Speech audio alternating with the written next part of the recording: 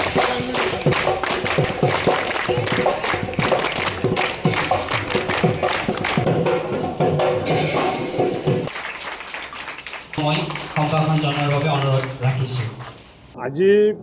আমাৰ বৰপেটা ৰোডৰ অন্যতম শিক্ষা অনুষ্ঠান গণেশলাল চৌধুৰী মহাবিদ্যালয়।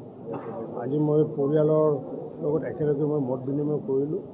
আমাৰ অধ্যক্ষই হওক বা জীৱিক পৰিচালনা সমিতিৰ সভাপতিয়ে হওক বা আমাৰ ফেকাল্টি মেম্বাৰসকলৰ লগতে ছাত্ৰ ছাত্ৰীসকলৰ লগতো মই মত বিনিময় কৰিলোঁ। আৰু আগন্তুক দিনত এইখন যিহেতু প্ৰায় ৩,০০০তকৈ যিহেতু অধিক ছাত্ৰ ছাত্ৰী ইয়াতে আছে, এইখনৰ ইনফ্ৰাষ্ট্ৰাকচাৰ আগন্তুক দিনত আগুৱাই নিয়াৰ কাৰণে আমি চেষ্টা চলাম।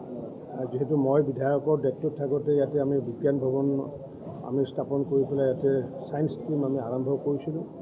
আজি আমি মনত এটা সিদ্ধান্ত লৈছোঁ যে আগন্তুক দিনত যে মাষ্টাৰ ডিগ্ৰী যাতে কোৰ্চ যাতে আমি আৰম্ভ কৰিব পাৰোঁ।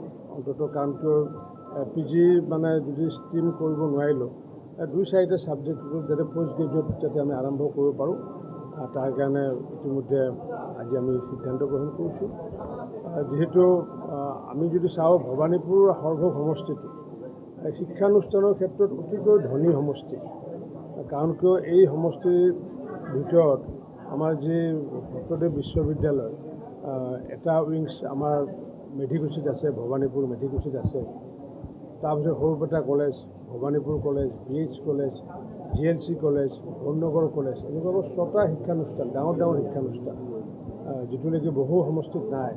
গতিকে মই এই সমষ্টিৰ যিহেতু দায়িত্বত আছোঁ, গতিকে এই 6টা অনুষ্ঠানকে আগন্তুক দিনত আগুৱাই আমি নিয়াকৈ প্ৰচেষ্টা চলাম।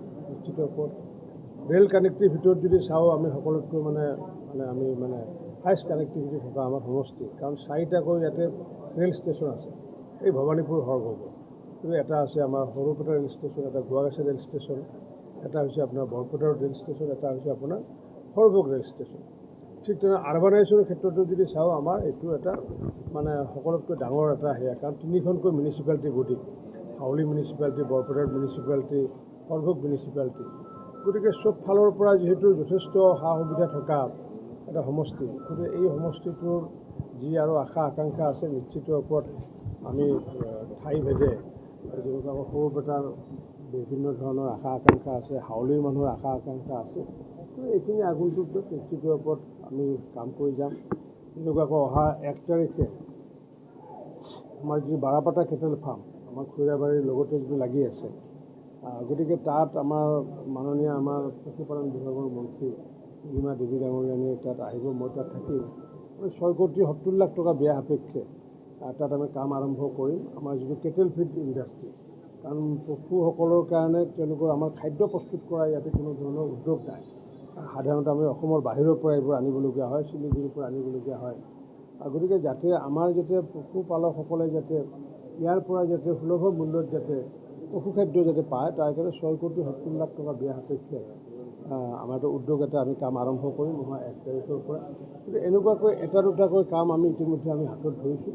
মই ভাবোঁ যে অহা 5 বছৰৰ ভিতৰত অন্ততঃ আমাৰ যিখিনি সমস্যা আছে, সেইখিনি সমস্যা আমি অনায়াসে সমাধান কৰিব পাৰিম বুলি মই দৃঢ় বিশ্বাসী।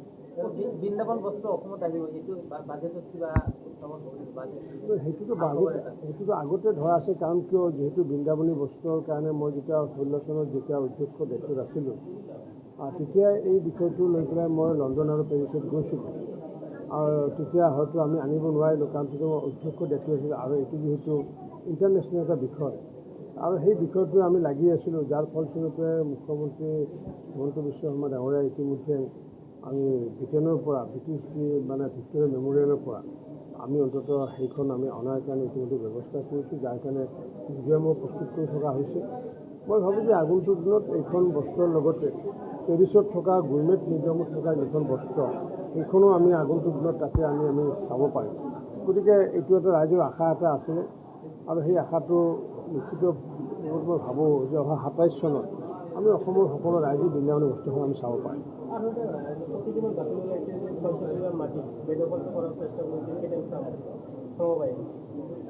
এতিয়া চাওক, এতিয়া চৰকাৰী যি মাটি, সেই চৰকাৰী মাটিটো কোনো বেদখল কৰিব নোৱাৰে। কাৰণ তাত যিহেতু ডাঙৰ ডাঙৰ উদ্যোগ যিহেতু আমি স্থাপন কৰিম, গতিকে সেই মাটি যিহেতু আমাৰ কৃষকৰ কাৰণে সেইখিনি মাটি আবণ্টন কৰা আছে। গতিকে কৃষকৰ যি কামৰ কাৰণে বিশেষকৈ ভেটেনাৰী আমাৰ যিটো ফ্ৰজেন চিমেণ্টৰ যিটো আমাৰ এইটো এটা প্ৰকল্প আৰম্ভ হৈছে সেইটোতো উত্তৰ পূৰ্বাঞ্চলতে নাই। গতিকে ইমান ডাঙৰ প্ৰজেক্ট তাত আছে, গতিকে তাৰ মাটিৰ বেদখল যোনে নকৰক নিশ্চিত ওপৰত তেওঁলোকক উচ্ছেদ কৰাৰ কাৰণে ইতিমধ্যে মই আয়ুক্ত ডাঙৰক কৈছোঁ। পূৰ্বতো বেদখল কৰাৰ কাৰণে প্ৰচেষ্টা চলাইছিলে, 144 দিয়া আছে তাত। গতিকে সেই 144 দিয়াৰ পিছত সকলো আঁতৰি গৈছে। আৰু এতিয়াও যদি কোনোবাই যদি তেনেকুৱা ভাবি থাকে, সেই আশা মনৰ পৰা পৰিহাৰ কৰাই ভাল।